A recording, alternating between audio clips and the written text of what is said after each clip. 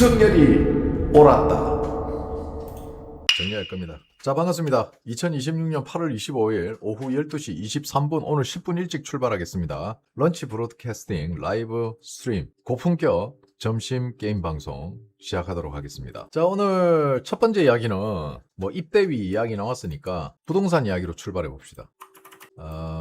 참 이게 얘네들이 생각이 있는 애들인지 없는 애들인지 참 심각하다. 형님들, 자, 집단 대출은 풀어주고 주담대는 조인다. 자, 형님들 봐보세요. 우리가 일반적으로 이 집단 대출이 뭐냐면은 형님들 아파트 살 때 중도금 무이자 이렇게 하죠. 바로 이 중도금 무이자 이 집단 대출을 이야기하는.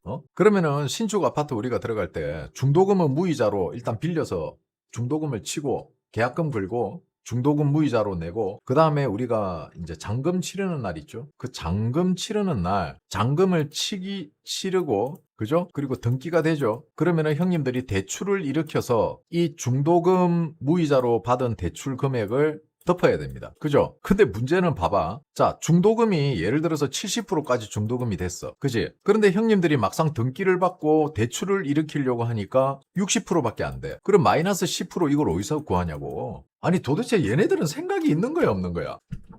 일반적인 사람들은 계약자가 중도금이 70%가 나오니까 대출도 70%가 나오겠다라는 생각으로 아파트를 구입을 한단 말이야. 그런데 딸딸 끌고 모으고 예산 끌어 모으고 뭐 이래가지고 잔금 딱 맞춰놨는데 막상 잔금 치고 대출 일으키려고 보니까 60%밖에 안 돼. 그럼 이 10%, 5천, 6천을 이거 어디서 구하냐고. 그러니까 이게 현실성이 없는 정책인 거야. 이게 말이 안 되는 거지 이게.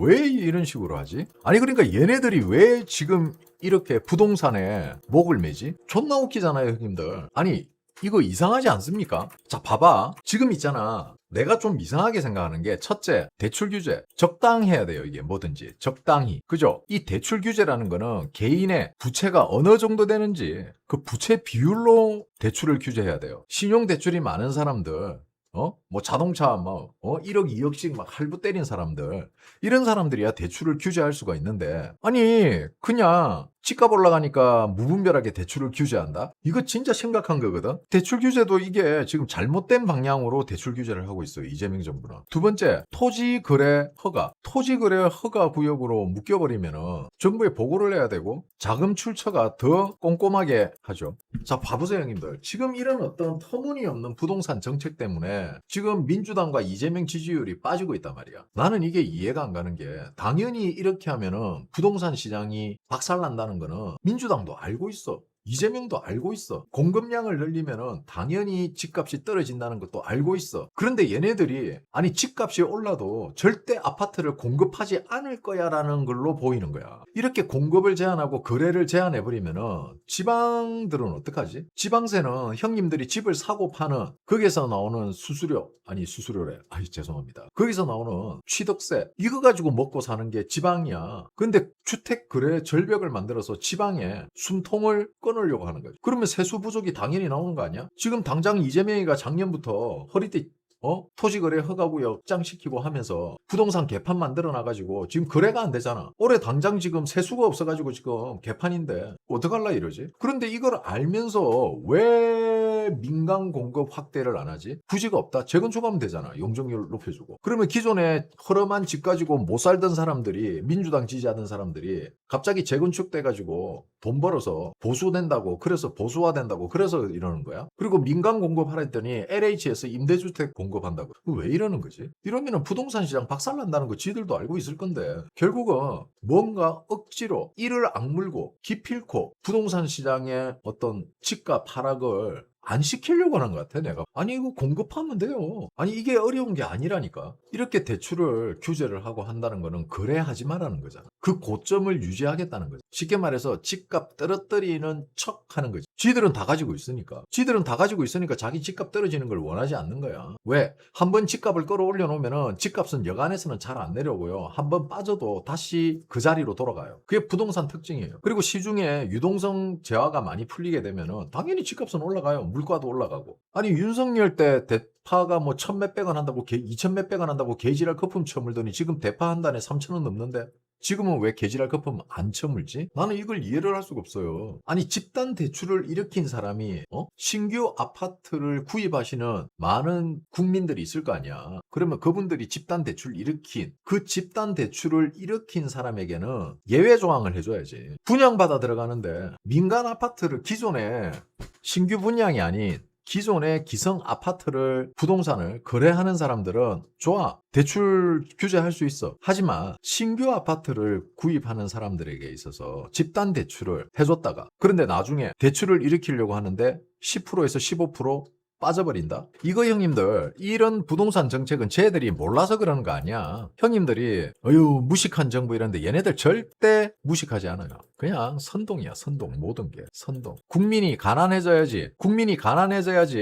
공산주의 완성이 되거든. 부자가 많으면은 공산주의를 할 수가 없어요. 하지만 가난한 사람들은 남 잘 되는 꼴을 못 보기 때문에 어차피 지들 인생은 족같으니까 어차피 내 인생은 시궁창이니까 저 새끼들 인생도 시궁창 됐으면 좋겠다 이거예요. 이 심리를 이용해서 부자들을 끊임없이 악마화시키고 자 부자들이 내는 세금 없으면은 지들이 뭘 할 수 있죠. 당장 밥 벌어먹을 데도 없는데 대한민국에서 부자라는 거는 쉽게 말해서 노동력을 만들어가는 모체예요. 그 부자들이 없으면은 자기가 일할 곳이 없다고. 그 부자들이 세금을 안 내면은 지금 당장 의료, 금융, 도시개발 사업 지네들이 맨날 부르짖는 복지 이거 할 수 없습니다. 그래서 대한민국은 끊임없이 국민들을 가난하게 만들어야 되고 주머니에 돈을 모을 수 없게 어떻게 해서든지 소비를 촉진시키고 어떻게 해서든지 이상한 유행을 만들어서 주머니를 털어가는 거예요. 그런 거에 속아서 틀리는 형님들은 결국 자기 인생은 나는 왜 이렇게 열심히 일하는데도 가난하지가 되는 거예요. 갖고 싶은 거, 하고 싶은 거 그거 다 하고 사는 사람 없습니다.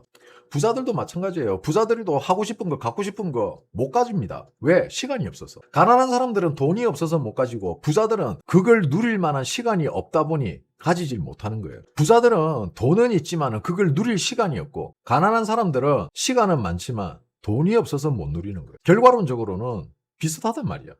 자 봐봐 내가 골프로 예를 들어 볼게요. 자 우리 보통 골프장 가고 그죠? 가서 공 치고 그죠? 그리고 집에까지 오는데 총 걸리는 시간이 보통 게임하면 빠르면 3시간 반, 3시간 20분, 4시간 뭐 길어도 4시간 안에 끝나요. 그죠? 그럼 그 공 치기 전에 라카 가서 옷 갈아입고 차 타고 골프장까지 이동하고 골프장 가서 라카 가서 옷 갈아입고 티업 준비하고 그런 과정 그게 1시간 반에서 2시간 걸린단 말이야. 그러면은 왕복 4시간이에요.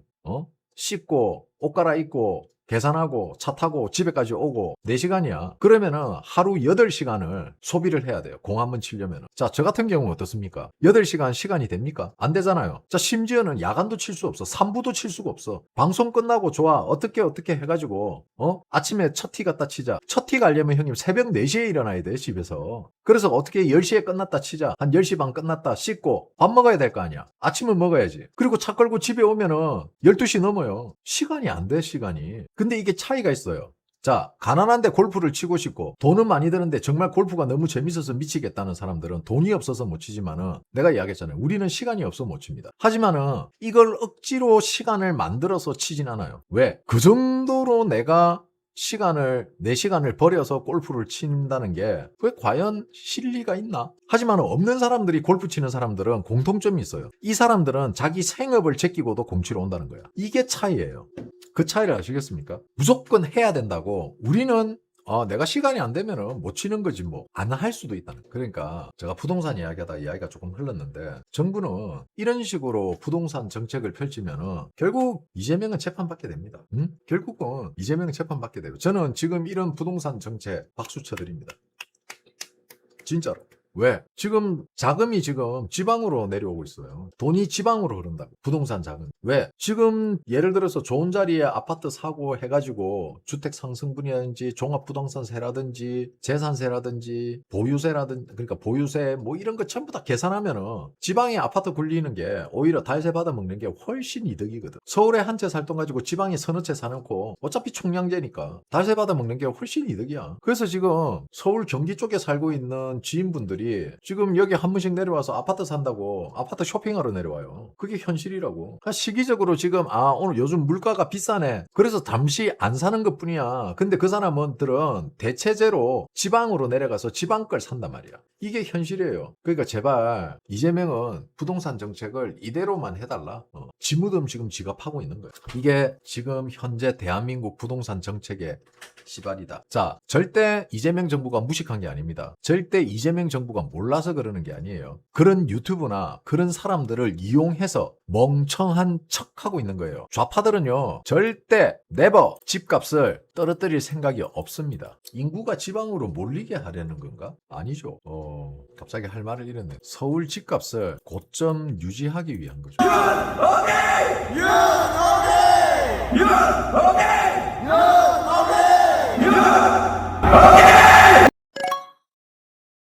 구독, 좋아요, 알림 설정 꼭꼭꼭꼭꼭꼭 구 어쩌라고 야호.